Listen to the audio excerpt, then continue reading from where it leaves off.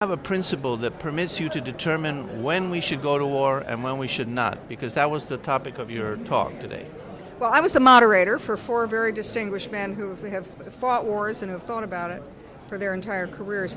I am a subscriber to, I worked in the Reagan administration and I drafted a speech called the Weinberger Principles of War.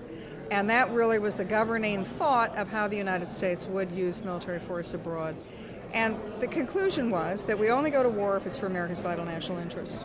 We only go to war if we have the full support of the American people through their elected representatives in Congress.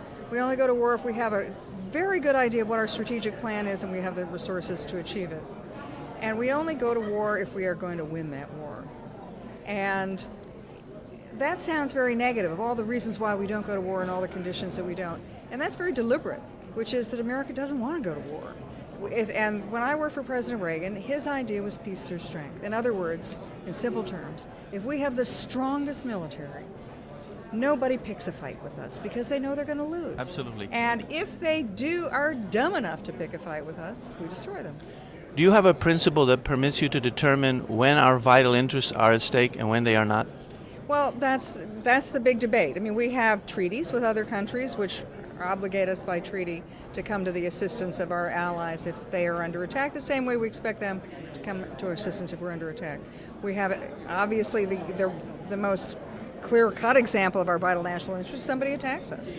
Right. We go to defend ourselves. Well, that's what I was trying to. Squishy area, which is what is a vital interest? Is it our vital interest to get ourselves in the middle of somebody else's civil war? Is it our vital national interest to promote democracy? I think every country and every situation is different. I don't think there's a rule you could say, well, not in this time, maybe in that time. But I think that the fundamental principles that I would say is, what's in my country's best interest? Is it in my country's best interest to do that? And if not, and can we, and most importantly, can we succeed in our goal?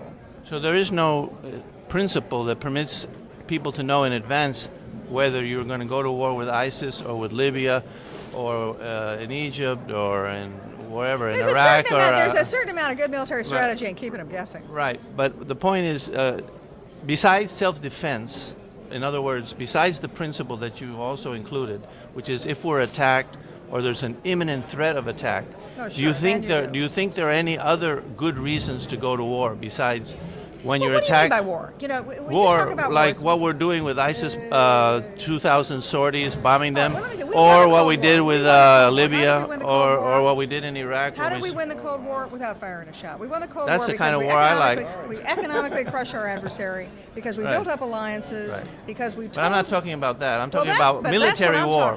War is when you bomb people, military force. I'm not there yet. Is there any other reason besides if you're attacked or there's an imminent threat of attack to go to war in your view and your principle? That's the question I'm trying to get at. But I talk about war isn't just, to me, war isn't just a military engagement. To me, war is economic war, political war. It's ideological war. It's using our alliance. What I would do to go to war against ISIS today, I would say you need an entire. That is the existential threat to our country, to Western civilization today. And don't just talk to me about some troops here or there. It needs to be a comprehensive plan that includes all elements of national power. Economic, to destroy their economies.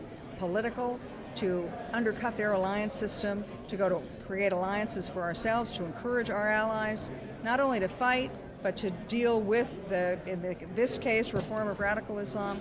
And then finally, there should be a military component, but it doesn't necessarily have to be our guys' boots on the ground. Because ultimately, we tried that, didn't work. Well, the word war has metaphoric meanings like the war on poverty or the war on drugs. I'm not talking about that. I'm talking about military action. Well, I am talking about that because I think the best war is an economic warfare that you get a country. But I'm trying to find out if you have a principle that when you think it's proper to use military action and when you think it's not. What I've just told you, that the Weinberger principles of war, you go as a last resort. Vital interest, but there's no principle that tells you when the vital interests are at stake and when they aren't. So basically that's an arbitrary decision. People disagree on, it's not an objective fact, like if you've been attacked or there's an imminent threat of attack. The conduct of world affairs is rarely an act that is without human judgment.